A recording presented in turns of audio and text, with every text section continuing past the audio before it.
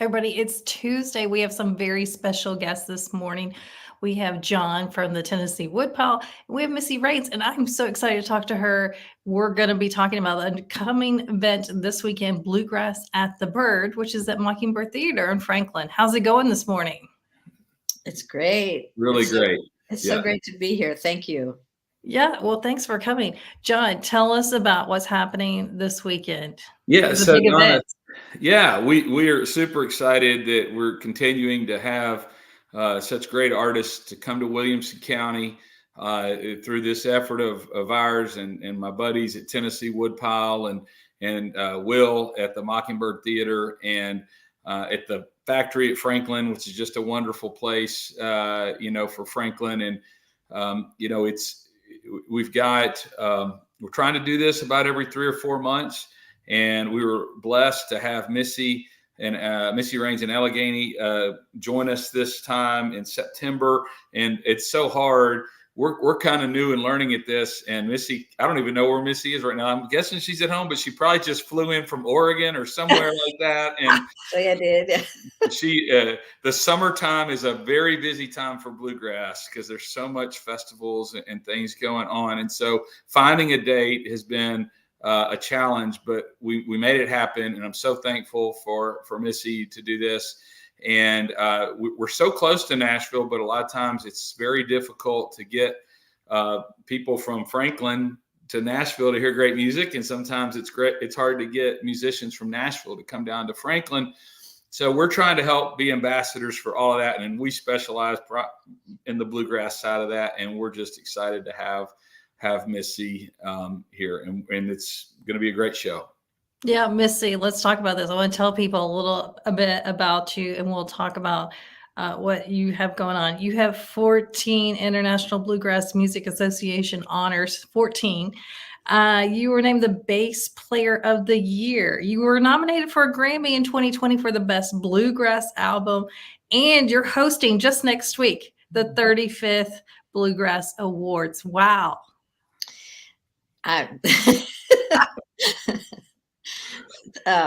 Yeah, I don't know what to say.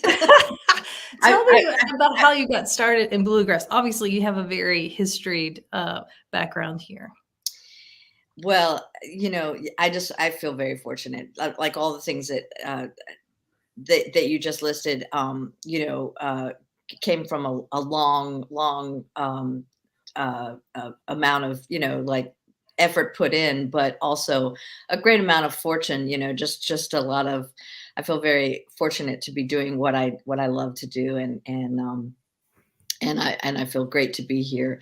I started playing when I was a kid, but my parents were enthusiasts. They weren't really musicians. Sort of. My dad kind of played a little bit, but they loved bluegrass and they loved music. And so they would go hear music as entertainment. I grew up in the Allegheny Mountains of West Virginia. And so that was kind of a thing in my house. There was always music. It wasn't always just bluegrass because I had older brothers and sister. And so their music was there, everything from classical to pop and Southern rock. But my parents' particular passion was bluegrass. So that ended up being my passion. And once they realized I had caught the bug, my parents basically just did everything they possibly could to allow me opportunity to find a way in a life in bluegrass. And for that, I'll always be grateful.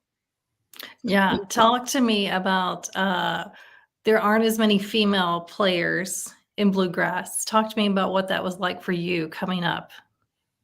Yeah, well, there sure are a lot of them now, and they're more coming every day, which is a beautiful thing. But when I started, there weren't as nearly as many. There are very few women leading their own bands. There were mostly women who were part of a family group, and they were included into that. And they might have been incredible, but they were still part of a unit that made it like okay to travel on the road with a bunch of men. And so, so it was very different for me. Of course, I came in, early 80s. That's when I started to make a living. those before me. I mean, there were so many before me who really pioneered what we're doing today.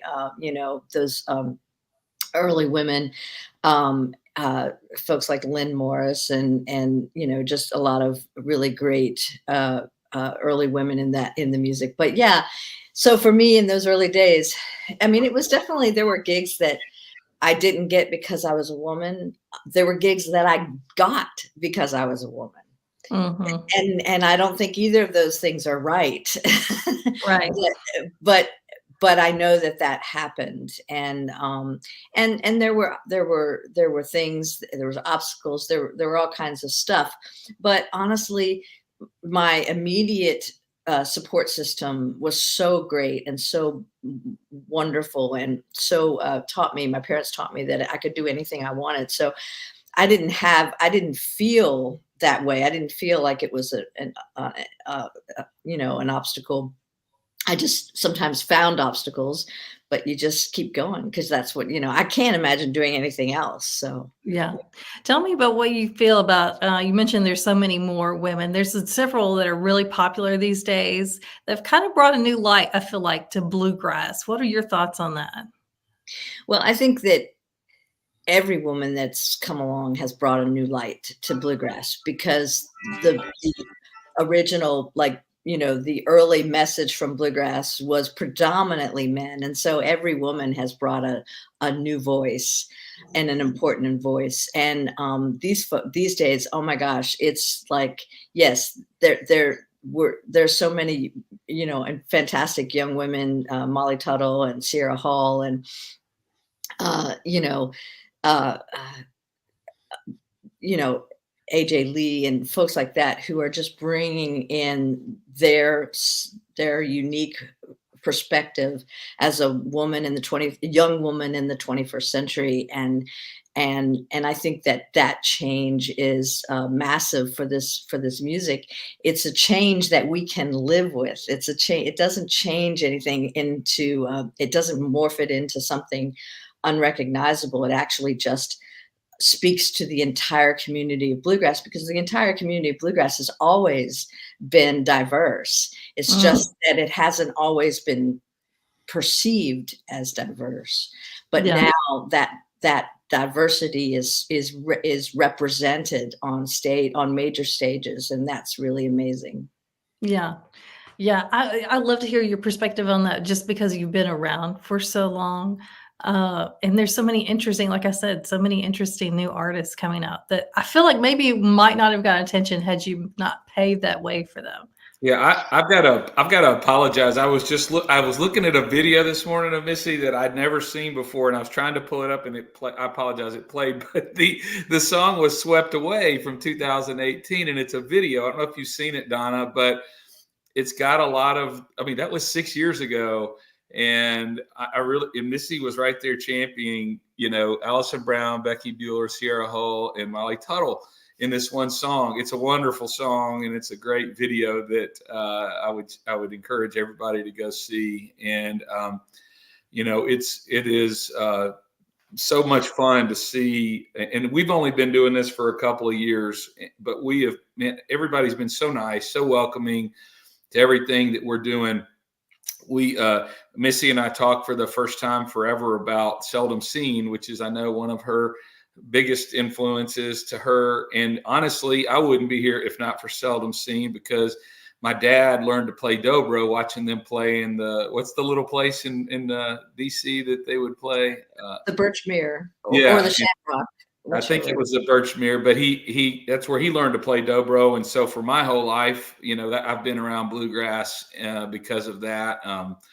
Our bass player has a connection with a mutual friend of Missy's that's passed away. That the folks down in Chattanooga with the Three Sisters Festival and all those guys. So it's an amazing, beautifully talented, wonderful group of people. Every turn we go, going back to Larry Sparks a few months ago, and everything has just been wonderful. So. Yeah, and I would just say that song that you played, "Swept Away," is from my album Royal Traveler, from a couple of years ago, the one that got nominated for the Grammy. But that song specifically was with the five first women who were nominated and won their individual instruments. That was the whole Wow. reason to put Oh, wow, that I group didn't realize together. that. Yeah, so Alison Brown won Banjo Player of the Year from IBMA, the International Bluegrass Music Association, in 1992, and she was the first woman to ever win any award. And then 6 years later, in 1998, I was the first woman to win bass player, and the second woman in the history of IBMA to win.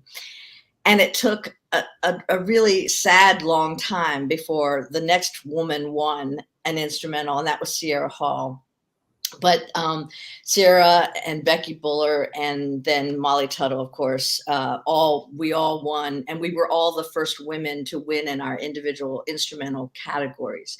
And so my producer, Alison Brown, decided it would be really fun to put together those five women and record a song for my album. And that's how that song got started. And then it eventually led to a lot of performances with the five of us, and then we had to have a name. So they dubbed us the First Ladies of Bluegrass, which of course we're not the first ladies of bluegrass. There are so many women, and we all quickly are quick to add, we are not the first women, but we are the first women to have won in those categories in the IBMA's history. So that's where that is coming from.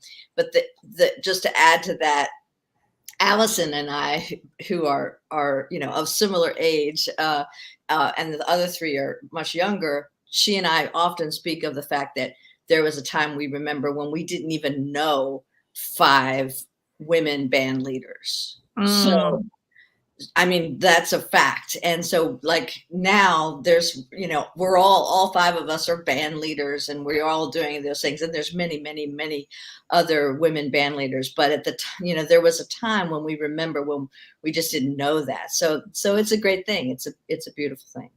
yeah. Wow. Well, I feel like I'm getting a bluegrass history, which I love, by the way. And this has been amazing. Tell us about the show on this Saturday at the Mockingbird Theatre. Well, we're really excited. I'm going to be there with my band Allegheny, which is a fantastic band full of young people, and me, and Tristan Scroggins on mandolin, Ellie Hawkinson on fiddle, Eli Gilbert on banjo, and Ben Garnett on guitar. These are some of the brightest young stars in bluegrass today, and it's my band is the whole purpose and focus of this band is pretty hard driving traditional bluegrass. We're going to be playing along with Tennessee WoodPile, which is John's band, and we're very excited about that. I think the show starts at 7, I think. And Tennessee WoodPile is going to play, and then we're going to play, and who knows, we might play something together at the end or whatever. That would be fun. But we're just really looking forward to playing. I love to get to play locally when I can. As John said, I did just come back from Oregon. I was there, Wow. and we because that's what we do. Touring musicians, we just travel all the time. That's how you make a living. But it's really fun to get to play in town. So I'm enjoying being at home right now. Yeah, it is such a small and intimate theater. I don't know if you prefer that, but to me, love the sound in the smaller places like that, especially for bluegrass. Yeah, I love an intimate room. I love any place where I can where the distance to the audience is not very great. It can be a huge audience as long as I can reach some of them really closely. I always hate it when there's a huge distance away from the people, because there's that physical connection that I think happens. I like to be able to sort of scan their faces and look in their eyes a little bit. I don't stare anybody down, but I don't want to freak them out. But I really do like to see their faces and make connections, make couple second connections with their eyes, and because it's everything, and the energy that they give us is what fuels us, and then we hopefully give that energy back. Yeah, absolutely. John, you a little nervous about playing before Missy on Saturday? I Of mean, course, of yeah. course. Yeah, it's it is always something that we get nervous every time. Kind of, the butterflies, that seem to go away pretty quickly. But um, yeah, we're just excited to, more than anything. Our focus is just to be there, try to promote this show, bring our friends, the community to see Missy, and we'll get to play a little bit. And again, it's a small, fun room. I don't know of another place like it around here. It holds 130. We would love to sell it out. It's getting closer, so we'd love to everybody to go out and buy your tickets ahead of time if you can. The factory's a great place to go before and grab some dinner or drink or something before the show, and just have a great evening. And yeah, we'll do a short set, and then we'll hand the keys over to the highlight of the evening for sure. So I just would like to say that what John is doing here and Tennessee WoodPile is doing is like just there's this show, and this is I'm so grateful to be part of, but I know that he's doing shows here like every several months, as he mentioned.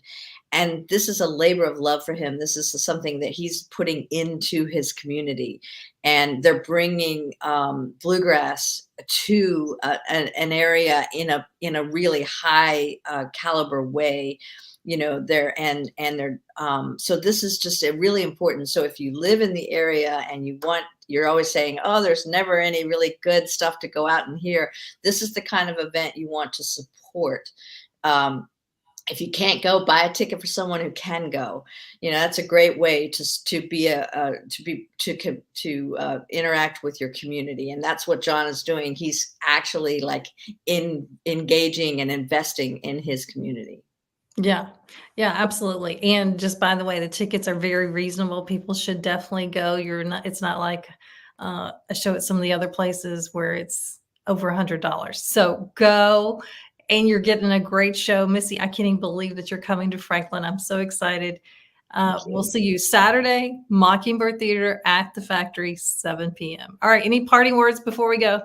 I don't think so. Thank you All so right. much, Donna. Yes, All right. thank We'll see you, you Donna. soon.